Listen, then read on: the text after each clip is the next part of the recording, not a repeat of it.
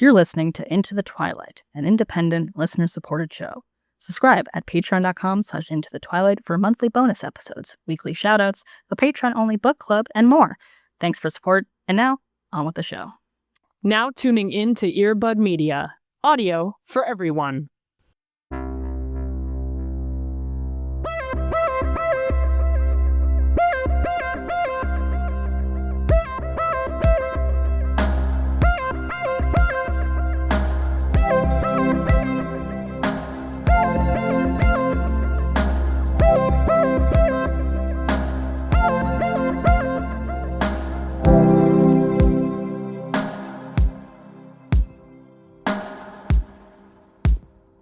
Especially after last week, I'm very excited for whatever it is that you are going to bring here. This is not a new thing, but you've been having some banger recommendations as of late. I'm on a hot with streak. The television. So I'll yes, say I that. agree. You're definitely on a hot streak. Welcome to the Twilight. We are here. Yeah. Nevertheless, after 1,000 years, we are still finding Vampire Media to talk about. You're welcome. Hell yeah, dude. And also, I'm sorry. How are you? I'm here. I'm living. I'm gonna put y'all the fuck on, okay? I'm seated. I've been in my cooking show era, and I'm never not in there, you know what I mean? But a new diva, a new bombshell has entered the villa in the space. And that is my wife, Padma Lakshmi. It's got a new show. Because, you know, she's not Top Chef. She's not on Top Chef anymore. And good for her. Whatever. Do your thing. And instead, she's created this show for CBS called America's Culinary Cup. All right. I will say it took me a while to start it because every time I've gotten the ad for it while watching Survivor, I've had an abject reaction to it because it's so white and marbly and like fluorescent lighting that I was like, I don't know, dog. I don't know if I could do this. But of course, I love Padma. I'm gonna watch her show. And folks, it's pretty fun. This is a cooking show, but it's like fancy.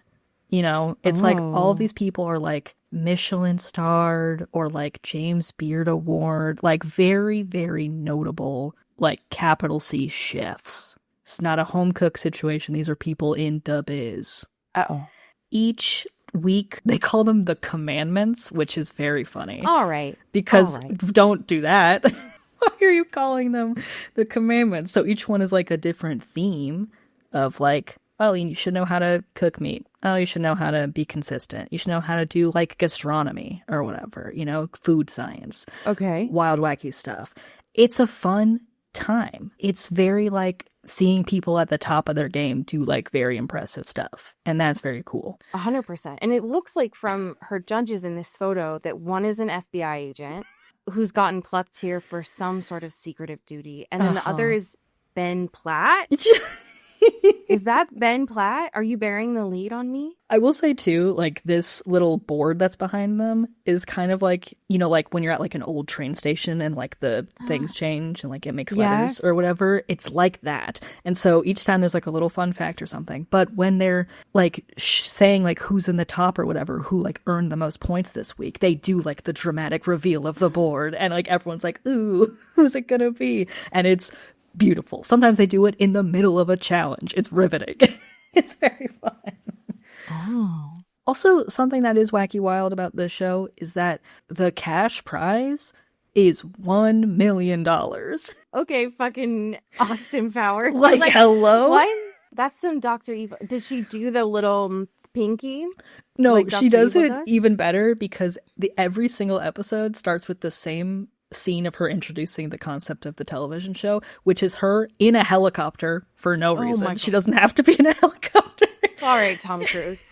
She's saying, fuck you, Tom Cruise, fuck you, Jeff Probst, for not doing this anymore. I'm gonna take the wings for CBS, and I'm gonna do this because you cowards don't want to do it anymore. This does seem very I like the idea of I feel like food shows as a general theme have leaned very towards the average person.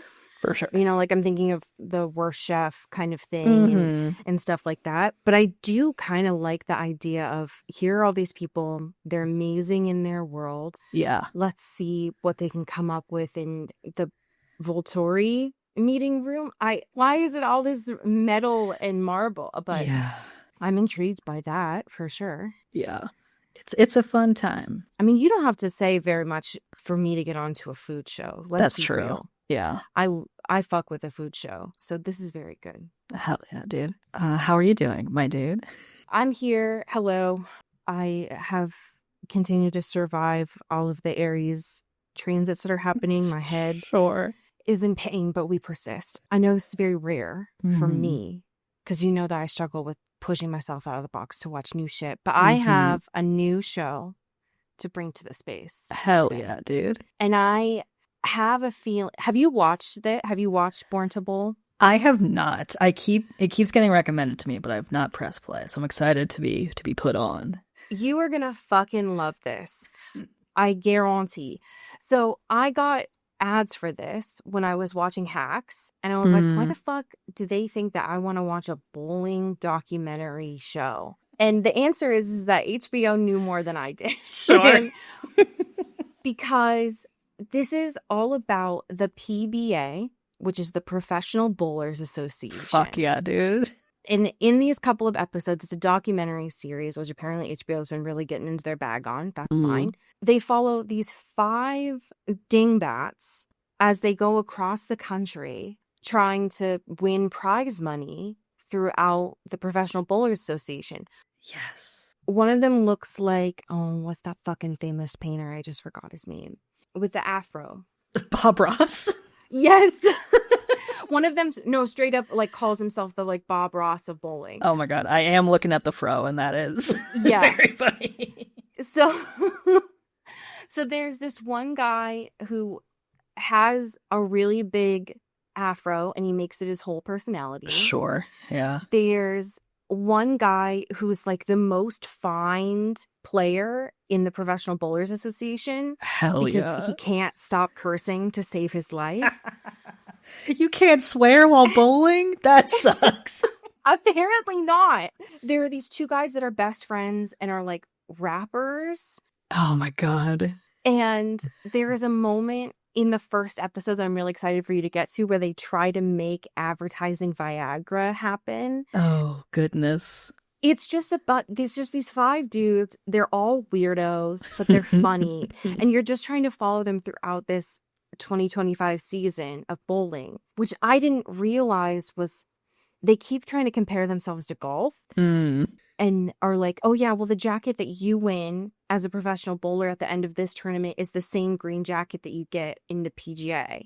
And it's like, I didn't realize that there was such beef happening here. So it's really like, it reminds me a lot of that Neighbors show, right? Totally. Where it's like very specific beef and stakes that are happening here. And I am so in it. It's been so fun to watch. Oh, this rules. I love a niche hobby / sport docu-series situation. Like, this rules. It's very good. There's only a couple of there's like maybe 5, I think, episodes or so. They're all 30 minutes. It's a really quick watch, but I was so riveted. And I was expecting to put it on and then just like, fuck around and do chores and stuff. And then I was like, wait a second, I'm locked in. I actually want to know what's going on. So I think you'll like it. I'm very excited to know your thoughts on these weirdos. I want more of I love a niche sports space. This rules. There's a lot of bowling discourse. And I'll say, like, I knew the Professional Bowlers existed before this. Sure. Don't get it twisted. Yeah. However, there's one where they're like, oh, we have to drive across the country to all these tournaments, not fly, because we carry 23 bowling balls. Sure. And I need to know a little bit more. I just falsely assumed, as someone who has casually bowled in my life, Sure. you pick a ball, right? You got the one. Yeah. Right. But no, it's like they have like a lackey that follows them, and they're like, based on the oil conditions and where this is, you have to pick this specific ball. And it's just like, what? So I'm very locked in. Yeah. So thank you, HBO. I would more of this, please and thank you. Because I had a goddamn great time. We have a couple of news pieces this week. Oh yeah. Where would you like to start? Let's do a little Our Pets quick corner. Okay. Because still- he's here. He's here. He's here. And he's, because we mentioned this briefly before, of his 1664 beer collaboration / This man spokesmanship. loves a beer sponsorship. Famously loves just cracking open a cold one. Right. And now we have this like 1 minute advertisement that was like directed by Brady Corbett from The Brutalist. And it has 3 different Robert Pattinsons in it. Which, after watching Mickey 17, sure. I say less. Say less. First of all. You know, it's fine. It's an ad. I will say, though, there are 2 of the Robert Pattinsons in question have different kinds of facial hair, and I think that's something we need to lock in on more, folks, because it looks good. It does. And I'll be honest with you, I'm usually very against the like Charlie Swan facial hair, you know, like the Sure. stick-on mustache. But something about, I don't know that I had ever really considered this before, but he looks really good with facial hair. And I mean, he looks good all the time. Don't get it twisted. But like, it's a very specific kind of person that can pull off the Chicago blue-esque mustache. Yeah. And didn't he also have it in the lighthouse? Or am yes. I? Yeah. Oh, yeah. Okay. All right. I thought I was making that up. Mm. I have willingly watched 3 ads this week. This is not the 3rd one. They did a good job. Sure. This man loves a beer. Yeah. I would love to see, though. I have higher stakes. After selectively watching an ad this week by Peloton, I have higher stakes now that more people of our age are in media and marketing. Yeah. It's whatever. Hell yeah. It's his Tenet personality and his Lighthouse personality and his fucking Glass Onion personality. I don't know. Sure. But they were great. I had a good time watching it. Hell yeah, dude. Now, before you all freak out, you might be like, what?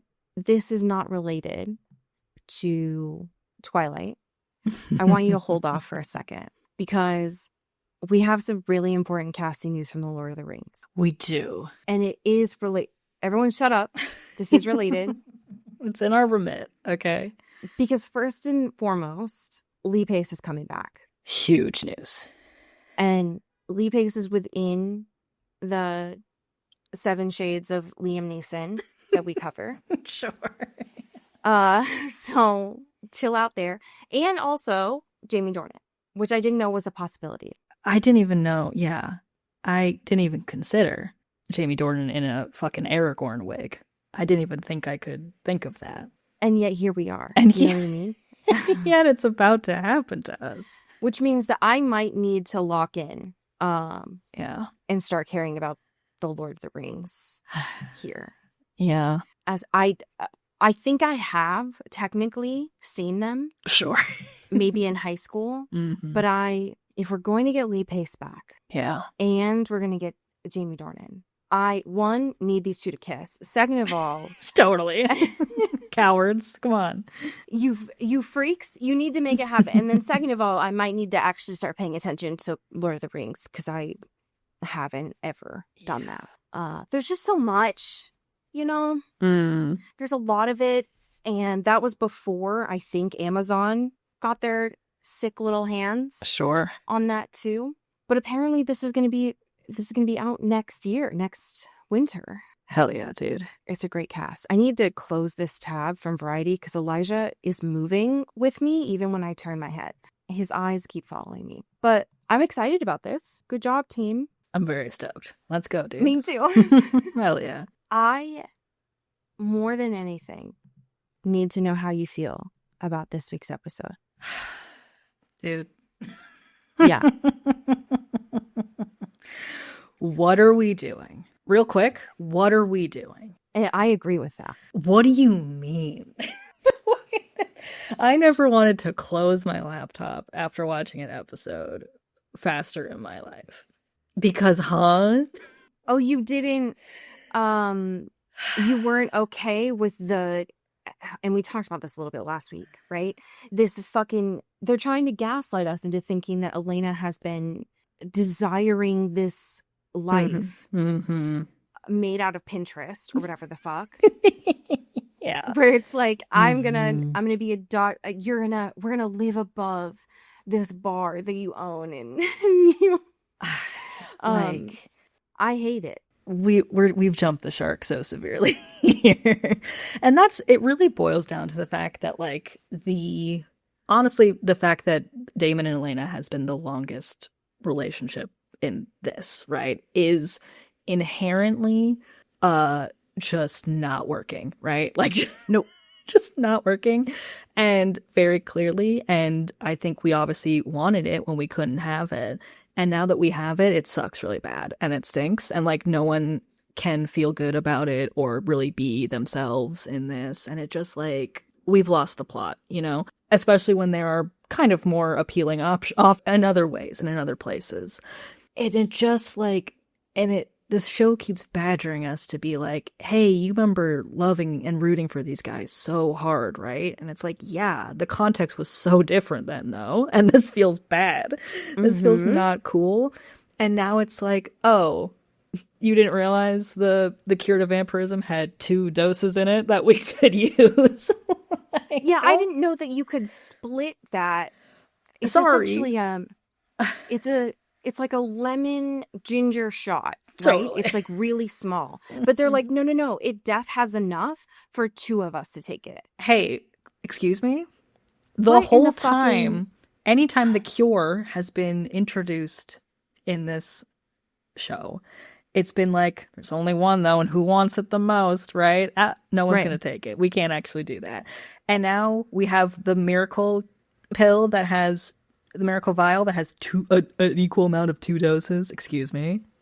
Don't piss me off. Don't piss me off. The last thing that I want, even though I can tell that they're really trying to push this, is Elena being human, but then also Damon be like, no, I don't want it. I'm not interested in it. I think that for most of this episode, Damon was very in character of like, I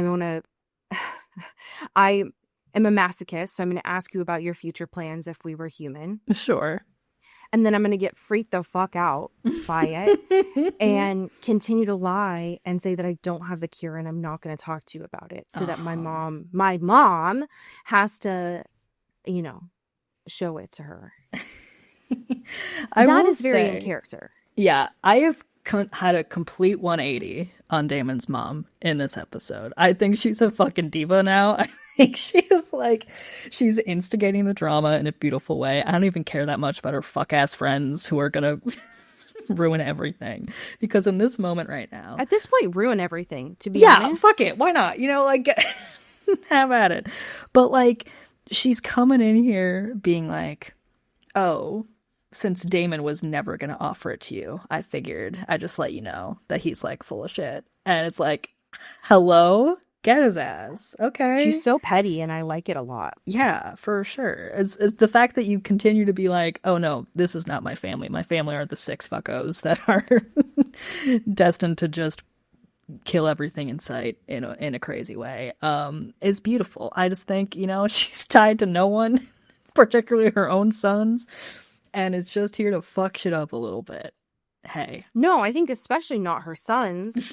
She had more emotional reaction seeing Enzo throughout this episode than she has with Stefan or Damon. Yeah. Because she doesn't refer to them as family. She says that those 6 Tweedledees are her family. Yeah. And I'm upset about it. I do love the idea, though, that presumably this is like, maybe her second, third day in the present. And she's like, you know what I feel confident enough to be able to do is order a chicken cob at the grill. Sure, dude. Yeah. Like, and then she hears skins, because presumably potato skins didn't exist here in 1903. And she just freaks out. Yeah. That's very good. I want to see her with the kiosk at Taco Bell. Yeah. And if she's so good with computers. Yeah, I want to see her explore new things about the modern world every day. Right. There's been a lot of mom. This season has been very mom heavy. Finding out that Lorenzo, the way that they're trying to redeem him for this season is making him this like puppy that follows Lily around is very intriguing. Yeah. Of like, oh, you didn't actually leave me on that ship because you wanted to. You just got. Mm-hmm. Oh, well, I guess that we're best friends again. What? Hello? But she's a very interesting. I solely thought that Lily was just going to be a plot device. Yeah. Because that's how the show likes to write women. Mm-hmm. And I would argue that for some of this episode that she is, for sure. But I was a little intrigued by getting to see the Ripper start to come out in her by the end of the episode. This idea of like her just standing, as we see as the scene goes on, that she's still standing by this car where she just murdered a guy and is like kind of frozen by all of it. Is very... I do want to see her go off a little. Oh, for sure. Just, for funsies. Mm-hmm. But I agree with you 100%. It is a sad day in this show where Damon and Elena are not the least interesting because Rick and Joe are in this episode, but they are the second least interesting couple. And I'm getting more meat off them bones watching Stefan and Caroline right now. Yeah, and that's Don't make dark. me root for them. Don't piss me off like that. Yeah, I do love their little plan of being like, hey, how do we trick Caroline into wanting to have her humanity back and stuff? And Stefan's like, don't even worry, folks. I got a cute little hotel. I'm gonna call for room service, get some towels, And then Damon comes in being like, here's some towels and a gun. Bam, bam, bam. It's like, okay, that's a plan. Sure. Great. Yeah, he's like his paintball gun that he comes in with. It was just wild. It looks so unnatural. Like that man holding a gun feels incredibly not correct. I agree. It's I just agree not, with that. 100%. It's not his vibe. It presumably had some sort of sedative in it. I imagine it was from the depths of Rick's Sure. treasure trove. Yeah, his weapons. booby traps. Yeah. But the idea of vampire proofing a B&B it wouldn't have been helpful to the story for us to be able to see how that happened, but I did want to know a little bit about how that happened. Yeah, especially since so many of these people do own property, and it's like, who did you talk to get this shit figured out? Did you just compel a side of the town and be like, we're just gonna take over for a couple days, don't you worry, okay? Well, and it ties into what we've jokingly been talking about for 6 seasons, which is the Mystic Falls window guy, right? True.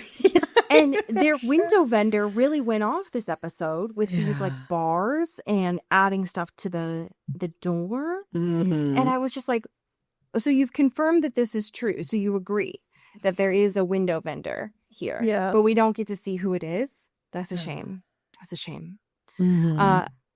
I was incredibly sad to maybe not sad is the right word, but Stefan just went in so confident of being like, this is going to go well. Don't even stress about it. We have this letter from her mom. It's going to be our smoking gun here. Yeah. And then to find out, one, that Elena's ace in the hole was that letter, and it wasn't a mock-up copy that they had done, but it was the real one. And that is the context with which we get the infamous burn it audio. Yeah. Hello? Okay. I don't know what context I thought that existed under, but it wasn't this one. Yeah. At all. Okay. Sure. I don't know about you, but I remember writing this down in my notes when I was watching this episode about just how lethal Caroline was to Elena this episode. Oh my God. Yeah. And that is something I am going to miss about No Humanity Caroline. Yeah. It's just absolutely digging into someone that you've known for your whole life. Yeah, because it's especially like girl stuff, of being like, I can get in and twist the knife in a way you can't even imagine. You'll never recover from this because I know you more than you know yourself. It's like, Ouch. I don't know that I've ever seen Elena get as frustrated as she was this episode, where she was like, shut up, Carrot, like stop talking. And that is a testament to like you've grown up with this person, you've known them since you were little kids. Mm-hmm. They know exactly where those breaks are. Yeah. Oh yeah. And she's looking around and stuff and like, are you going to do something? And he's like, I don't. I'm pretending that I don't have humanity right now. So what do you mean? Right. Hello. I can't help you. Yeah, it was like, what was it? She was saying like play make believe about a future that you can't have. And Elena was like, you're not wrong, but shut up. Yeah. But like, can you just leave me alone? I can't process this right now. And her fantasies were so odd. Mm-hmm. Well, once she started to actually take it seriously, I understood. Yeah. But it's like, you want to move to Tribeca of all places, first of all. With what money? Second of all, I think Damon even said this. He was like, you made me Matt Donovan. Yeah. In this. That's all you can think. That's the scope of your imagination. That's a guy named Matt. You want me to be a bar owner / worker in this fantasy? No wonder Damon got so freaked out. Yeah, it's like, if this is your no limits dream of dreams of anything is possible, I'm worried. We give you a blank check and you're like, oh, I'll be in a surgical residency program in New York. All right. Sure. It's a little vanilla of you, but go off, I guess. Sure. We all have dreams, I guess. But I'm not going to forget that as soon as Damon hears this, starts to panic, that what he immediately does is he goes back to Bonnie. Yeah. And has a far more interesting and compelling dialogue. Oh, 100%. Like, one, when was the last time that you brought her coffee, sir? Yeah. Mm-hmm. Ever? And the fact he's like, also, I don't know, it's just some bullshit in here. I don't know. Like, I don't know what's going on here. I just said, give me something.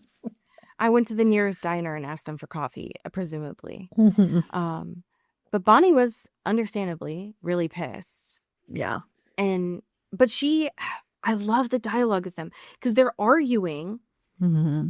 But I love the way that they argue with each other now, where Bonnie's like, listen, fuckface, I spent all day, every day with you for 4 months in the middle of hell, essentially. Yeah. And you want me to believe that this is what you want for real? Mm-hmm. You're lying straight to my face. He's like, no, I'm not. No, I'm like so chill about it.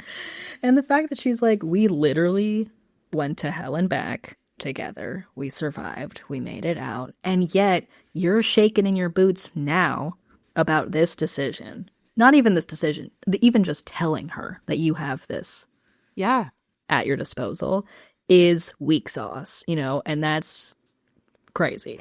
And her being like, well, if you think you can handle it, but like, it seems like you can't because you're freaking the fuck out over the possibility of this, like, Truman Show-esque existence that might happen after this. Well, and I'm proud of Bonnie because she straight up says to everyone, like, fuck all of you. Yeah. I'm putting myself first. I only care about me now. But then you come in trying to act all nice, bring me coffee, and here you are, shaking in your boots. We fought through hell and back together, and you're more scared now, avoiding talking to Elena about the cure than I've ever seen you. Right. So go on, go do it. Yeah, have fun. And calls him on his bluff. Yeah. Like, take it. Take the Senate, bitch. Like, go do it. Go run to your mom. Truly. Your mommy. And figure it out. Put on, slap on a musty button and handle it, Like, just get it together. It's just so much more compelling to me than anything that is happening with Elena and Damon this episode. Yeah.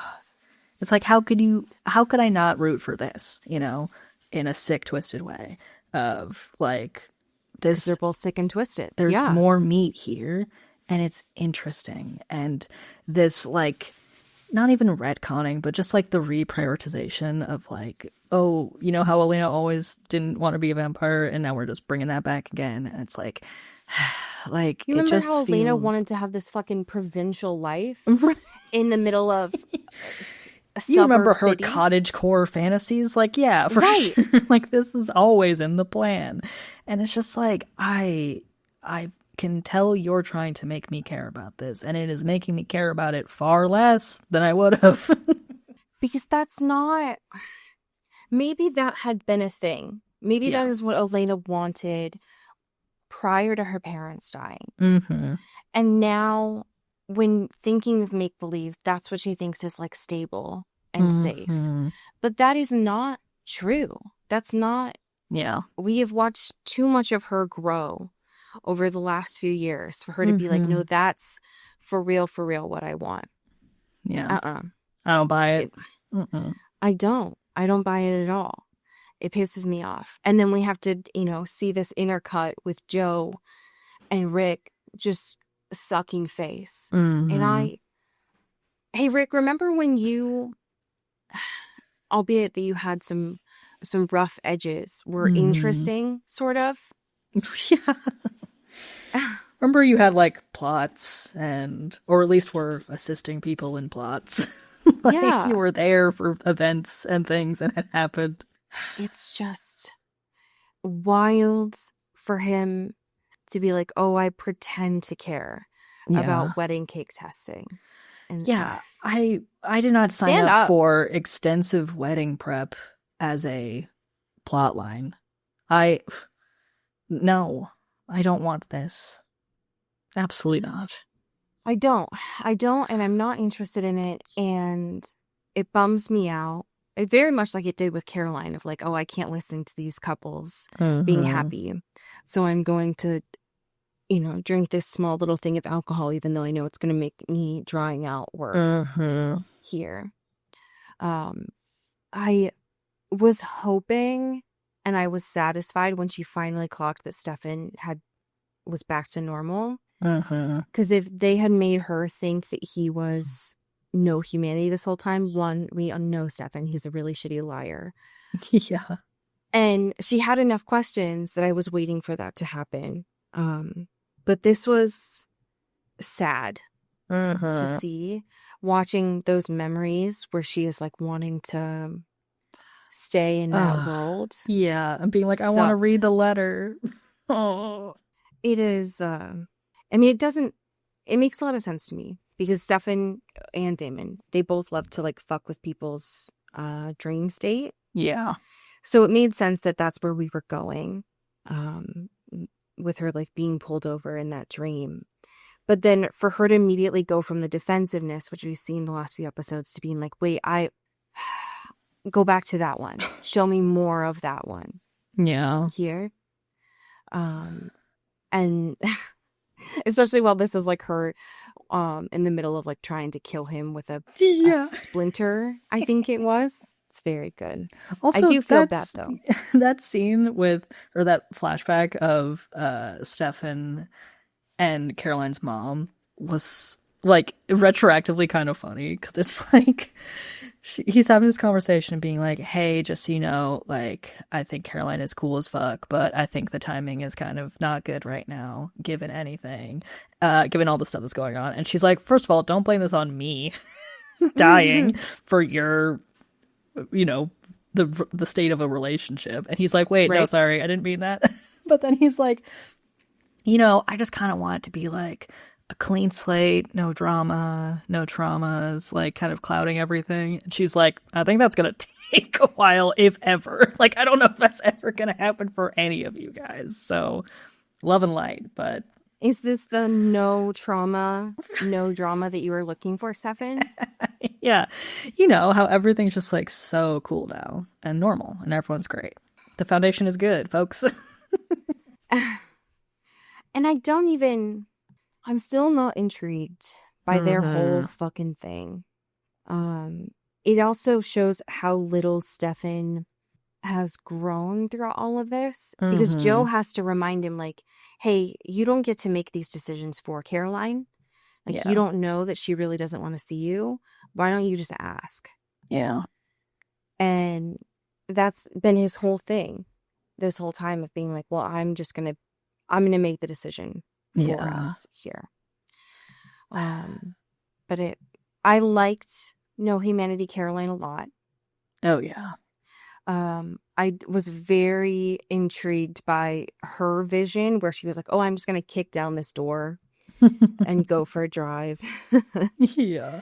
But I also, while I know that Caroline in this wants to read what was in that letter, it's not, she's looking for closure right now. Yeah. And for someone to forgive her for her actions, and that's not going to come from this letter. Yeah. But it hurts a lot to see her think that she ruined everything. Yeah. Like the just full emotional release too, of just being like immediate tears, right? Of just being like, fuck, I fucked everything up. It's like, no, girl, no. I didn't think when this episode started that it was going to work. Yeah. I had assumed we weren't going to get no Humanity Caroline for a while, but just, none of these plans ever go the way that they thought. Yeah. So I didn't think it was actually going to be successful, but she doesn't seem interested in turning it back off, which is surprising because I can imagine Caroline being the kind of person who would just want to stay in that dream world. Totally. Yeah. And we saw a little bit of that where she was like, show me any, like, I don't care if it's a real memory. Yeah. I just want to be able to see my mom there. Yeah. Which is sad. Oh, Caroline. But I don't know. I don't know where we go from here. I mean, Bonnie is still upset, was going to go fight Lily. I would have been interested to see their lunch if it had actually happened, but it did not. It seems like they're going to make, I think Damon even said it, witch pyre happen, but I don't understand why at this point. Yeah. Because we have presumably, 3 episodes left, and I'm trying to figure out, like, where are we going at this point? You're presumably going to, you still have the Ascendant, you still have the Cure, maybe, right? If someone's going to take it. But then how does this wrap up with apparently no Bonnie, apparently no Elena? Yeah. Where are we going? And I'm scared. I don't like where the roads are leading to. Me either. I'm a little scared. Yeah, I am as well. Also nervous. Yeah. I'm also, I think this team up of Lily and Enzo is dangerous. That's a lot of anger energy between them. But I'm also curious because this screen grab that I found for next episode of I Leave My Happy Home for You looks like something out of one of their like silly, funny, goofy episodes. Yeah, it looks like they're having fun in here. Yeah, if you're going to pull like a bottle episode on episode 20, that's wild to me. They all just go to the beach. They're doing theater. They're doing like they go to the amusement park or whatever. Yeah. They're having fun. Would I enjoy it because we do need a break? Yes. I would also just be confused about the timing of it all. But I don't know. The closer that we get to this, it's hard to imagine, like when is the last time that we're going to see Bonnie, and I'm already upset about it. Ugh, I'm so mad. Yeah, I agree, especially because they're now giving time to Matt. Like we had a whole Matt thing this episode. Right. And for what, Got to see his big ass scar in his chest. Right. I'm so over it. I'm so annoyed. But we will get there for sure. We have some amazing patrons to thank. Do you want to start us off? Absolutely. Thank you to Lauren Cullen. Ooh, thank you to Zoe Forbes. Oh, thank you to Vanessa Swan. Pew, pew, pew, pew. Thank you to Greg Lautner. Ooh, thank you to April Dobrev. Ooh, thank you to Vivi Salvatore. Oh, thank you to Megan Pattinson. Pew, pew, pew, pew. Thank you to Katya Karp. Pew. Thank you to Genevieve Morgan. Ooh, thank you to Danielle Burke. Oh, thank you to Janae Bennett. Pew, pew, pew, pew. Thank you to Rena Zeklos. Ooh, thank you to Emily Ozera. And last but certainly not least, thank you to Julian Ivashkov. Pew, pew. I am happy to report that Archive of Our Own is now, if you search for it, archiveofourown.gay. Mm. In case the class was not aware. So you're welcome about that. This I found because I was upset about how this episode went. This is by the author Truly Sapphic, and it's titled Vix and Vampires. Mm. The summary of this goes like this. As if things couldn't get any worse, Bonnie somehow manages to catch a bad cold while stuck in the prison world with Damon. She figures she'll tough it out alone, the way she does with most everything in her complicated life. But instead, Damon insists on taking care of her. Something new blossoming between them along the way. Mm-hmm. And this is a very short one. There's only about 3,000 words. But the idea of these two, I need more of it, and I'm going to be sad when it eventually doesn't happen. Yeah. So I'm already mad. But nevertheless, we persist. Oh, yeah. I just don't want to let go of her yet, okay? Soon. Yeah. God forbid I want to just play in the space a little bit longer. God forbid that we need to have a witch around, and I want it to be one who's finally realizing her worth and prioritizing herself, Mm-hmm. which actually means that the writers are going to kill her off. So I'm upset. We would love for you to tell folks about the show, tell your friends about the show. If you are a patron, get excited for the bonus episodes coming your way. This month is very good. Oh, yeah. But as we say here in the Pacific Northwest, Get bit. oh, Ow. You've been listening to Into the Twilight, an independent production by Earbud Media. You can support the show by subscribing to our Patreon at patreon.com/intothetwilight, or rate and review us on your favorite podcast app. You can send us a backstory or a fanfiction at intothetwilightshow@gmail.com. Our music is by Eli Krause, and our art is by Maddie Padilla. You can find me on Twitter at Cody Corral and Allie at Many Are the Stars. Thanks for listening.